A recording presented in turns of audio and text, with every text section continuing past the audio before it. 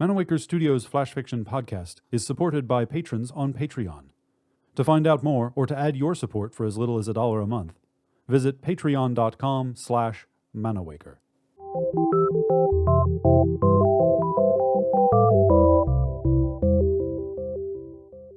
Welcome to Manawaker Studios Flash Fiction podcast. I'm CB Drogi. This week, Prarie by Naomi Brett Rourke. The little girl sat under the hoary oak tree, playing her solitary game. Carefully, she upended the top of an acorn on a leaf. She sipped imaginary tea from her oak teacup, her little finger held out self-consciously. Abby, think on it. We're going west, all the way to Kansas and maybe further, on a wagon train. What an adventure. She placed 5 identical acorn teacups in a tiny circle. "You sit there," she said, "and you sit there." Abby, darling, let's pack your heavy coat. I've heard it can get cold on the prairie, not like here, not like Boston where it's damp, but windy and cold and free.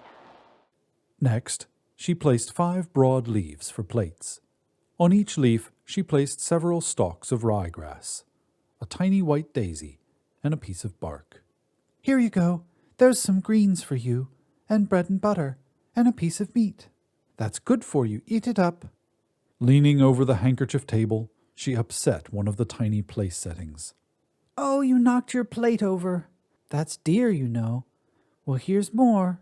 She carefully placed another slab of bark and stilled herself for a moment, listening to the morning. "Here you go, Mr. and Mrs. Sullivan. Here's your acreage. First thing to do is build a well, you know. Take care of those 2 little ladies. Sure you don't want help getting your set up? No? Well, good luck and mind those engines." She placed her index finger and her middle finger on the grass and walked them to the minuscule table. "Oh, hello, Reverend. So happy you could come to tea. Please sit down." She walked them over to the far side. "No," she said. "Reverend, please sit at the head of the table. 'Tis no trouble at all." A breeze blew suddenly, lifting her hair and turning over the corner of the handkerchief, bringing with it a faint smell of smoke and roasting meat. "So sorry, Reverend. Let me get that for you." She flicked the corner of the handkerchief with one small, perfectly formed finger. "Abby, do get the Reverend another napkin. Sarah, pass the Reverend his teacup." She paused, as in the corner of her eye another piece of fabric waved in the breeze. A piece of calico, white, with small yellow flowers. Behind her, she had deliberately sat with her back to the motionless object behind. Abby, dear, Sarah, thank you for the birthday gift. Such beautiful yellow posies on the white. They're like the goldenrod flowers outside. I'll use the fabric to make 2 identical dresses for you girls. Won't that be cunning? Sarah, you're getting older. You can help me make the pattern and cut the lengths. And Abby, you can help me pin and hem.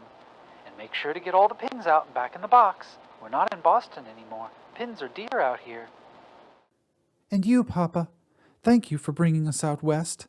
It's so different from Boston, all sooty and smelly." She wrinkled her nose as another smell wafted by, a rich smell, not altogether pleasant. Pretty soon, girls, when the homestead is all set up, you can resume your studies. Abby, you're reading well now. Mama will start you with learning your numbers very soon. Won't that be fun?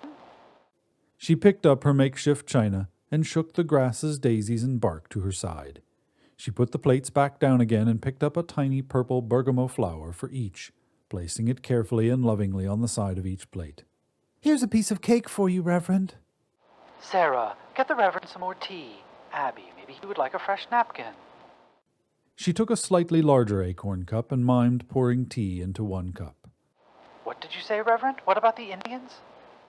Her hand wavered as she placed the acorn teapot to her left, where it promptly fell over. "It's fine, Mama. Let me prop it up, shall I?" Without waiting for an answer, she leaned the teapot against the prone and lifeless arm, the curve of the white and bloodless hand. What was that noise? Who's outside? Girls, go hide. Quickly now. Not a sound. "That's better." She gave the inert hand a pat. "Thank you, Mama." Faint voices, whinnying horses, whoops and screams.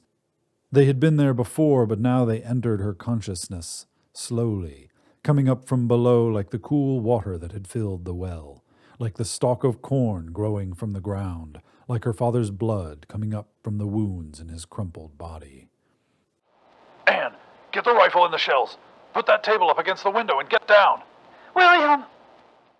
She gathered her legs under her and got up as gracefully as a 5-year-old could, and brushed off the grass and dirt from her dress. Her pretty dress, brand new made, white with yellow flowers. She stepped carefully over the handkerchief table to turn and sit on the other side. She fluffed out her skirts as she sat, just as her mother had taught her. She gazed at the lifeless form of her sister, who until now had been behind her, and the duplicate white dress, now muddy, now with red splotches like the carmine blood that dotted the silent settlement. Oh, Sarah, Mother will be so angry. You've ruined your nice dress. Her hands trembled a little more now as she reached for the acorn teacup leaning against her mother's hand. But she brought back her hand empty. She raised her head to look at the brown man astride the pinto pony. His chest was bare, and he had paint on his face and necklaces hanging from his neck. He wore feather armbands, and his hair was long and tied up with a leather band round his forehead. He carried a rifle much like her father's. He gazed at the child. Their eyes met impassively. Abby, you must stand when meeting an adult. Just because we're on the prairie, you mustn't forget your manners. She stood, and the breeze lifted her hair, whipped her white dress, and forced tears from her eyes. This has been Prarie, written by Naomi Rourke. For more information about Manawaker Studios' other projects, including books and games, visit manawaker.com, which is also where you should go to learn more about the authors featured on this podcast or to get details about submitting a story. The Flash Fiction Podcast theme song is by Kevin MacLeod. Manawaker Studios' director of DICE is Ben Baston. I'm CB Droege. You can follow me on Twitter and Facebook at CBDROEGE. Thanks for listening.